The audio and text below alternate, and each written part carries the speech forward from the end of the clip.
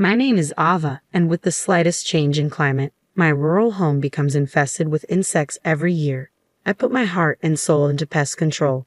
At 34 years old, I've transformed from a housewife into nothing less than a hunter. Once upon a time, bugs used to scare me. I used to say such things without any embarrassment, but once I passed 30, I started facing them with a poker face. Indeed, I've become quite tough. Today, I'd like to share a story about how I dealt with my younger sister who fell in love with my husband. This happened years ago, back when I was in my 20s. A junior high school reunion was held for the first time in many years, where I reconnected with my childhood friend Josh, who used to live in my neighborhood during elementary school. My sister Emily, 2 years younger than me, and I used to play with Josh a lot. But as typical boy sentiments grew stronger, playing with girls became embarrassing for him. Josh distanced himself from us when his family moved away in junior high, and we lost touch. At the reunion, I was nervous when reconnecting with Josh, but adulthood brought its strong ally, alcohol. Josh, loosened by its power, and I, emboldened by the same, had a lively conversation that was hard to believe after such a long time apart.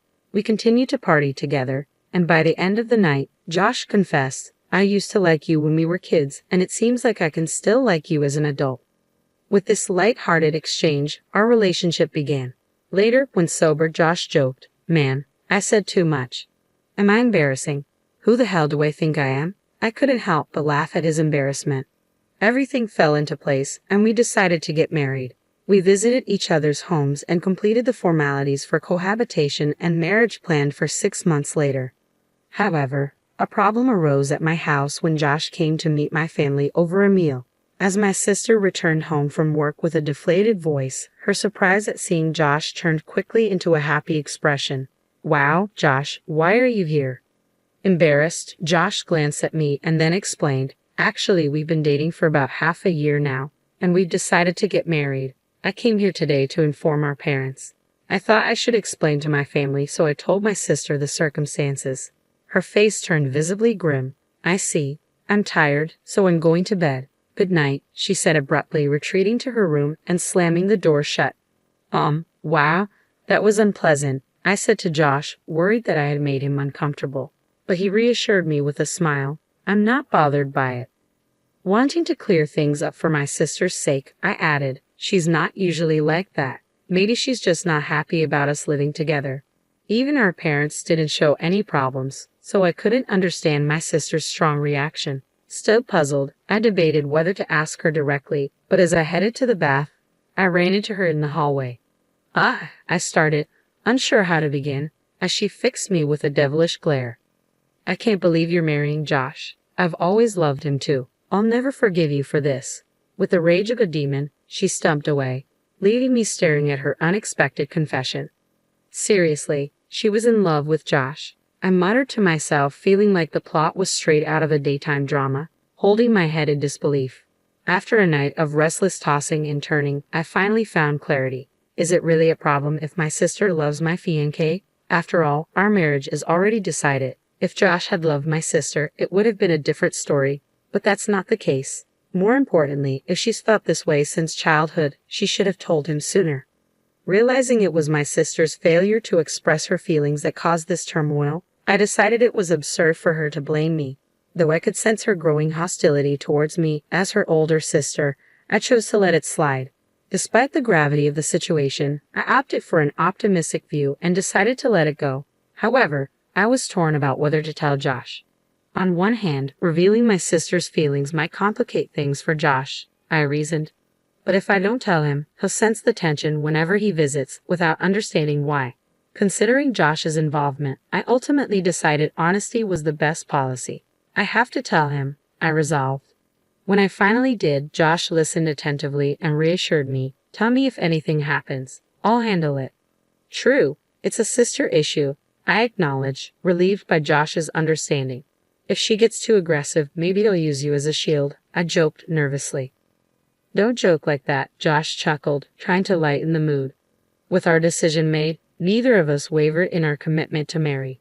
Convincing my sister was not our aim. We simply accepted the situation. From then on, as expected, my sister's animosity towards me only grew. On one occasion, after she used the bathroom before me, she left it messy without cleaning up. This isn't a big deal. It's just a shower, I sighed, trying to brush it off. I could even afford to joke about how cute my little sister was for pulling such a modest, shabby prank. However, having my makeup and wallet hidden before heading to work was a real blow. I don't have time for a treasure hunt in the morning, I muttered, desperately searching for them. Trembling at the thought of being late, I barely made it to work on time twice in 1 week. You're not slacking off with your wedding coming up, are you? My boss eyed me coldly, adding to my frustration. I won't forgive her. No, I'm the big sister. I should forgive her. But I won't. No, I muttered to myself, conflicted. Initially, my parents were unaware of my sister's harassment, but after she started hiding my valuables, they began to notice something was off. Why are you doing such childish things? My mother scolded my sister, though my sister seemed to revel in annoying me. The real issue, however, was my father. Ever since my sister was born and my mother's health declined, he had cared for her as if she were still a newborn. He doted on her more than me, or rather, he was biased towards her. His experience in parenting had made him feel like a mother, and I couldn't fault him for that. I, too, loved my sister, especially considering the tough times we grew up in together. Reflecting on our different treatment, I recall the childhood incident when I had wanted to go to an amusement park, but she had insisted on the aquarium. My father, always siding with her, promptly decided on the aquarium.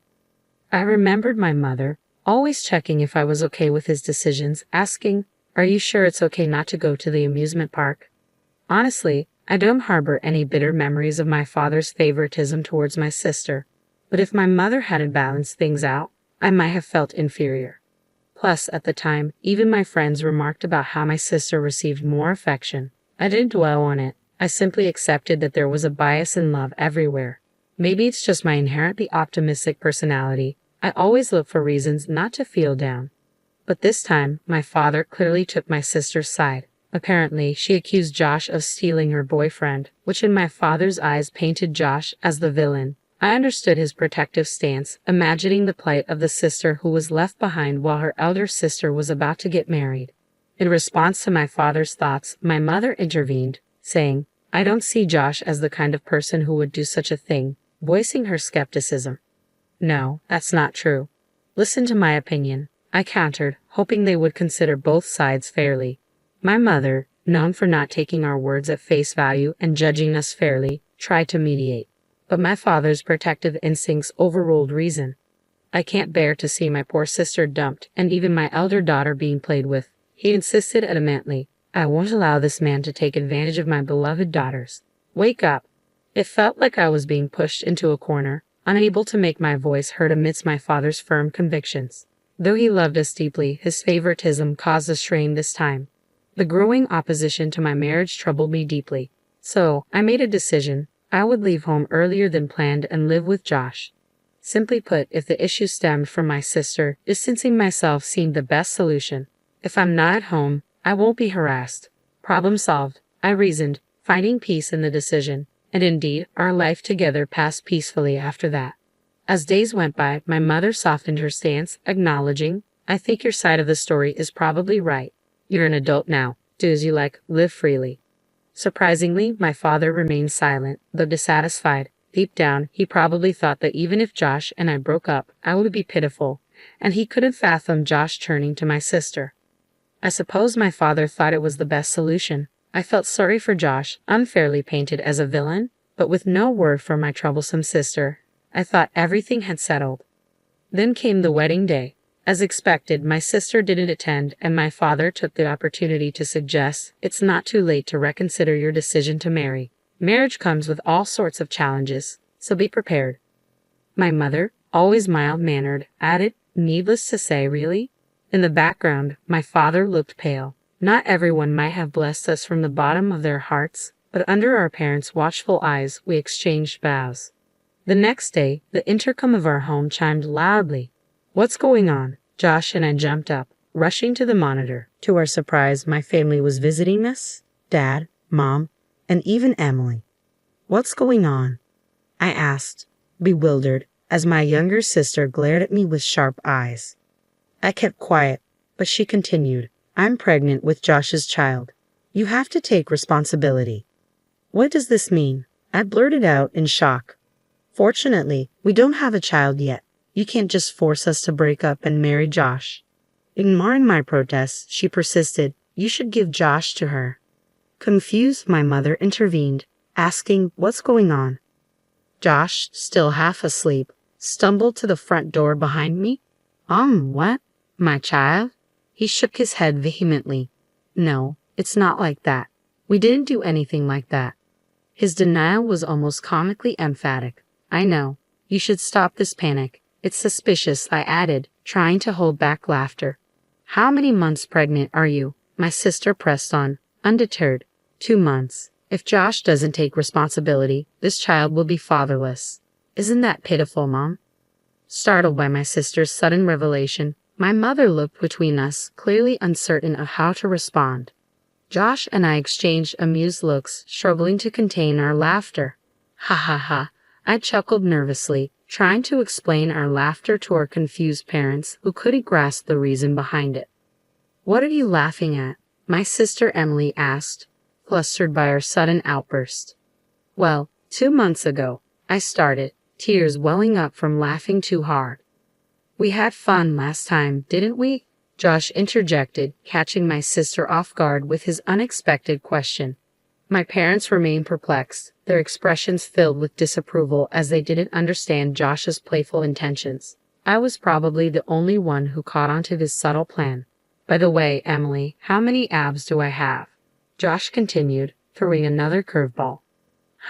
Emily looked blank, clearly puzzled. I was on the verge of bursting into laughter again. Josh, are you serious? Talking about your abs like you've lost them, I managed to say between giggles. What are you talking about, Josh? Emily asked, clearly bewildered. The correct answer is 0. I was about to confirm that Josh was just teasing when he solemnly confessed, I actually have no abs. Even my mom couldn't help but chuckle at his antics. It seemed like a contest to see who could make the other laugh the most. Here's question 2. Have you seen my moles? How many do I have in total? Josh continued, his strange questions leaving my sister at a loss for words. Hey, wait, what? Emily stammered, unsure how to respond.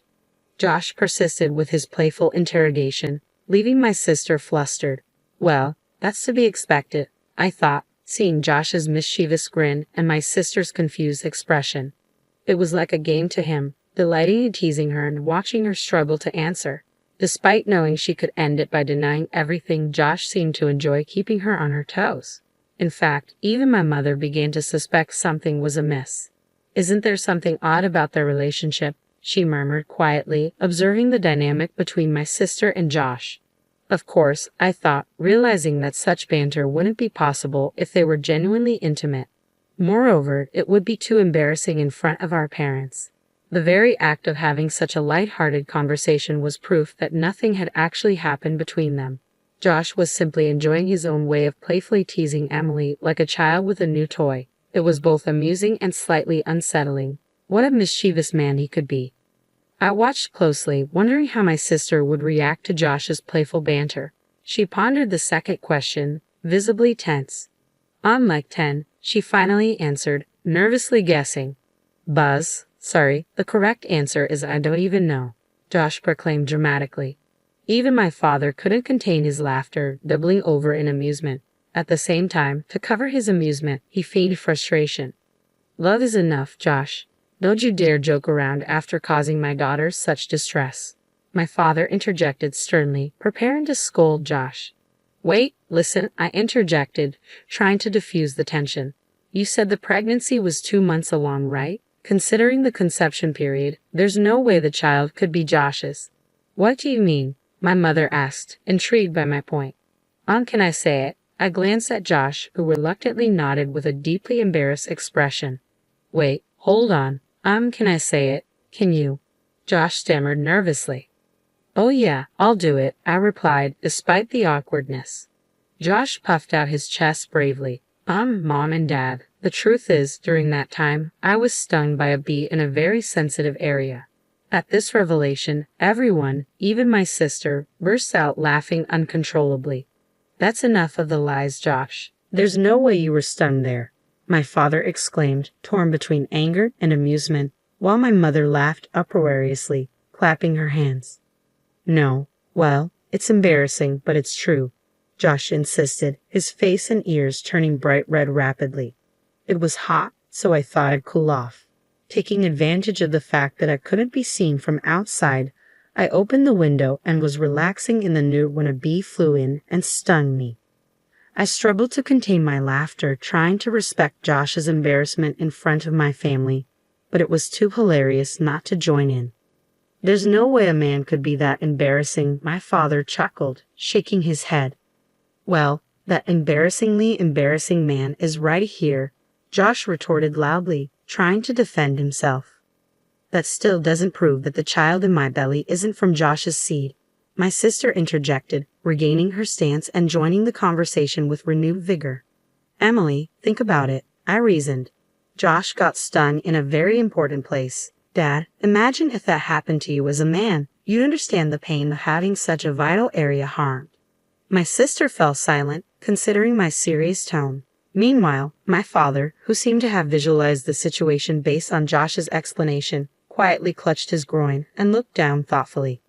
Though he tried to maintain a stern face, it was clear he was starting to believe Josh's unlikely tale.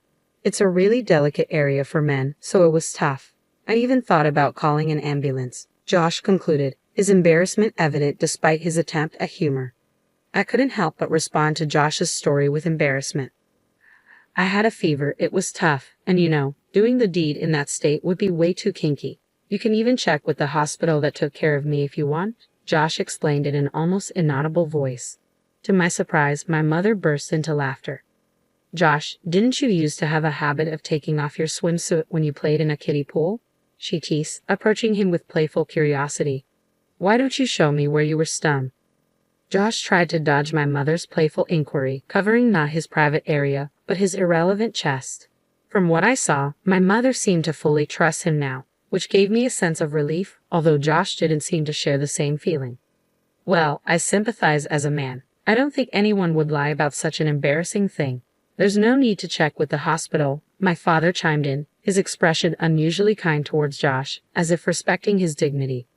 Ironically, it seemed that understanding came quicker among men in this situation. I wondered if this was what they called a blessing in disguise. Amidst this light-hearted banter, I turned to my sister, who stood in a daze. Even if you lie like this, it won't lead to Josh and me getting divorced. I think you're just making yourself more miserable, I said calmly. You may not believe me, but I really want you to be happy. After all, you're my only sister.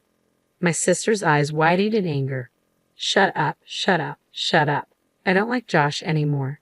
If he's going to take your side, she snapped, emotional and reaching out to grab me.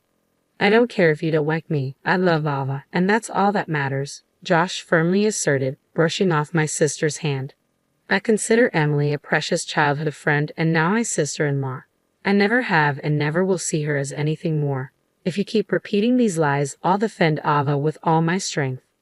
I couldn't help but feel moved by his words. He had come a long way from the man who was embarrassed by a bee sting, muttering about the world being his enemy. Watching this unfold, my father intervened. Emily, if you're really pregnant, show us your medical records or something, he requested, his tone serious. With that, my parents made it clear they had believed Emily's pregnancy claims without any basis. I appreciated their unquestioning trust in their children, though this time it seemed to have backfired. If you've lied, you owe both of them an apology, my mother added sternly. My sister, visibly shaken and biting her lip, turned away with tears in her eyes. My father moved to follow her, but my mother stopped him. Let her go and cool off, she advised. 2 weeks passed. My sister continued to insist she was pregnant, but my mother finally persuaded her to visit a gynecologist. The diagnosis, no signs of pregnancy and perfectly good health. We're sorry for dudding you and causing you so much trouble, my parents apologized sincerely. We should have trusted Josh, whom we've known for so long. Please take care of Ava and forgive us for making this difficult for you both. They bowed their heads apologetically. To be honest, I couldn't blame my parents. I haven't discussed the strained relationship with my sister with my parents. They have always believed in their daughters without question, a quality that society might view in various ways, but for me, it has been a source of immense reassurance. Despite occasional favoritism towards my sister, especially from my father, I have come to forgive them for the mistakes they made. They raised me well, and without them, I wouldn't have met Josh or lived such a happy life. When my sister's lie about being pregnant was exposed, she reacted angrily, declaring, "I don't need this family anymore," and stormed out of the house. Normally, my father would have gone after her, but this time he suggested it might be better for Emily to take some time away, a cooling off period. My mother agreed, adding firmly, "If she can't come back and sincerely apologize, we won't let her back into this house." Deep down, I doubted my sister would ever apologize sincerely. It felt like a definitive break between us. 7 years passed. My sister did return once, bowing her head to her parents and asking to come back. Initially noble in her return, by the end of the year she had caused a significant incident while heavily intoxicated. One tumultuous New Year's Eve, she sneaked into Josh's bed, mistaking it for mine, and startled him awake. Both of us, along with our parents, were shocked by the disturbance. "Don't approach him," I warned her angrily. Josh, startled, exclaimed loudly enough to wake the neighbors. "Oh!" My parents, usually composed, jumped up in surprise. It was a scene that revealed the extent of my sister's issues. In her drunken state, she blurted out, "I'm tired of seeing you two always together. It's okay for him to spend time with me." I was furious and demanded she get her act together. Even my parents, usually gentle, expressed unprecedented anger. My father, who had once adored my sister, was visibly disgusted. "I didn't raise a child who would attack a man in his sleep," he declared sternly. "I'll never forget this." Despite my sister's tearful apologies once she sobered up, my father remained resolute. "Your actions when drunk reveal your true feelings. I can't trust anything you say anymore." With that, my parents disowned her. It was a painful but necessary decision. Meanwhile, I discovered I was pregnant for the first time shortly before this turbulent New Year's Eve. Since then, I've given birth to 3 children, including twins, making me a mother of 4 by the age of 34. Life with 4 children is chaotic, walls scribbled with crayons, daily struggles with clothes and toothbrushing, but seeing their sleeping faces each night makes it all worthwhile. My parents adore their grandchildren, often visiting to help with childcare. Josh, too, is deeply involved, despite the challenges. He handles the chaos with a smile, even as he worries about his thinning hair from constant hair pulling during piggyback rides. I find it amusing and endearing to see Josh grappling with hair loss. With his promotion and improved salary, he could afford treatments, but I secretly enjoy watching him embrace fatherhood in all its messy glory. Our home is far from quiet and calm. It's lively and noisy, but I couldn't be happier.